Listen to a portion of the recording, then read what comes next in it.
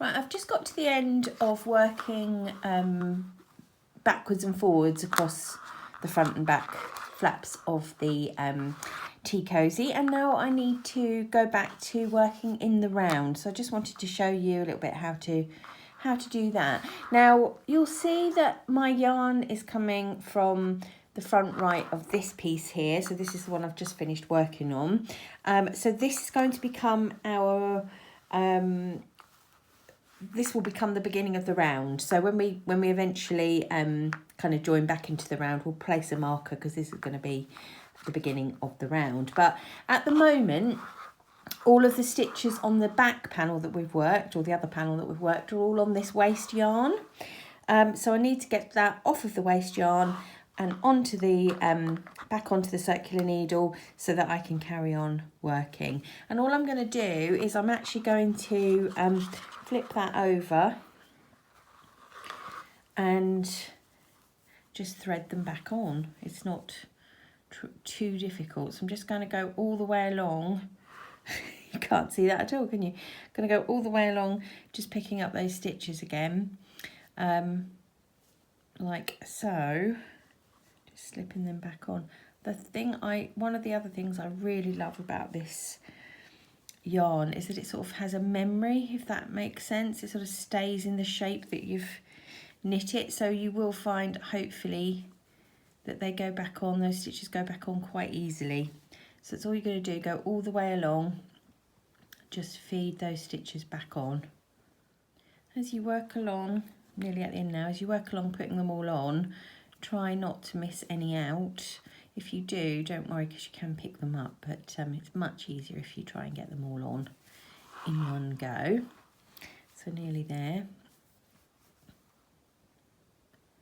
And those last four are doubles, aren't they? Don't forget, you've got kind of 2 threads to pick up.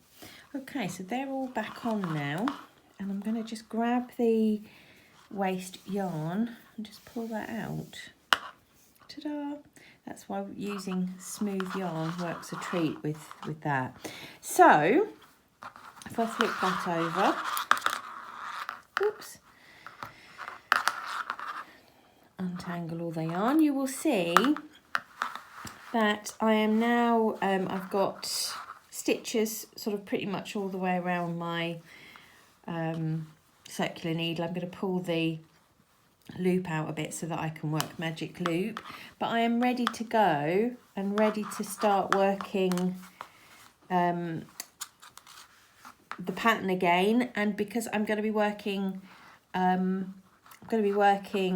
in the round, we'll be following our chart from right to left now, not going backwards and forwards as we did with the panel. We're going right to left again because we're going to work all the way around. So because this is my this has become the beginning of the round, I'm going to get a stitch marker ready to go on here. But what you can also do is just put your progress keeper, just clip that to the front here. I haven't got one to hand, so please hold, I'll go and get one.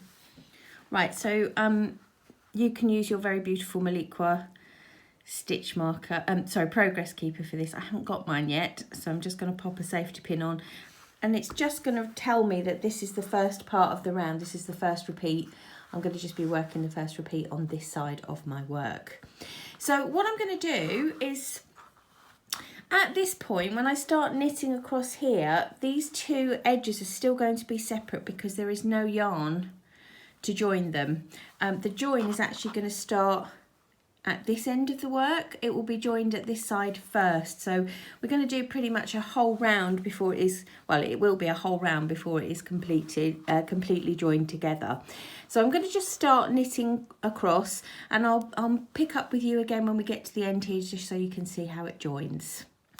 Right, I've worked all the way across the front panel. The back panel is here, and I've just pulled the 2 edges sort of close together because I want to just carry on knitting across there with the yarns. And we're still going to do a couple of rounds incorporating these stitches that we've been working on each side of the handle and spout opening, like we did before we separated.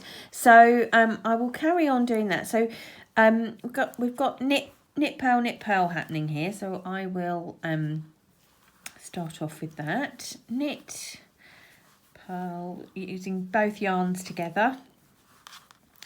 Knit and purl, and that brings me to the end of panel 1, or the front panel, and I want to continue straight on to panel 2, and this is where the joining happens. So again, I'm knitting, sorry, my yarn needs to go to the back, knitting here. I've got an end held here, don't worry about that too much, we'll sew that in at the end. Buttoning that up really nice and close and pulling this as tight as I dare without breaking it, because it is sort of natural yarn that will break quite easily. So that's a good tight knit. Give it a little bit of a tug and then a purl, and the same again, give that a little bit of a tug and a tighten up, because those 2 stitches will wander a little. So knit and purl, and those are those edging stitches, or reinforced edge. Well, I don't really know what to call them, border stitches, you know what I mean, that bit. And we are joined. We are joined here. There is no gap. I cannot pull that apart anymore. So that is the first section joined, the first side joined. We've got the other side round here to join. And what I've got to do now is just repeat my pattern. I went across the front panel and I've now got to repeat the pattern, and it's going across the back now. So I'm going to go all the way across again, and I'll see you at the end here where we'll join that last piece and we can have a look at it being all together in the round. Right, and here we are I've finished going all the way around the second pattern repeat, so the second panel of the tea-cosy, and I am again at this edge where we need to close up the bring the edges together and carry on working in the round. Now, a little tip here, because we have only we've got to pull the loop through so that we can work magic loop. But because I've only just closed this, I don't want to weaken this at all. So I'm just going to pull the magic loop through sort of further along.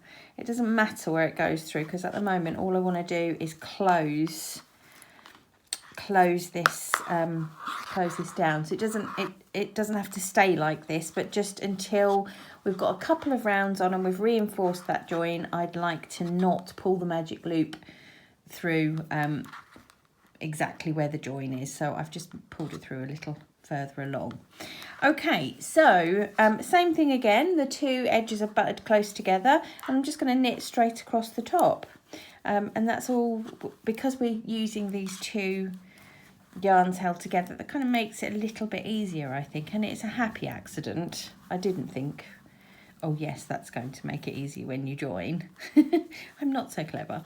Right, so first 4 stitches, and now we've got these next 4, and again, just as we did before, when I knit them,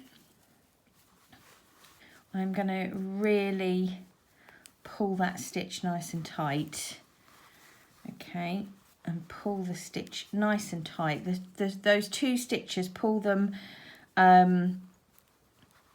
so that they are really held tight. Not too bad, not too tough, because the yarn will break, but again, that is joined. So now we are in a position where everything is joined. We're joined here, and we're joined at the other space where we had separated before. I'm going to put a couple more rounds on here just to, you know, just to get on with the pattern really. But pay attention when you go across these joins. Just give those stitches just a little bit extra attention. Give them a little bit more of a tug, just to keep that join strong. Okay, but that's all you need to do to join back into the round to carry on working your pattern.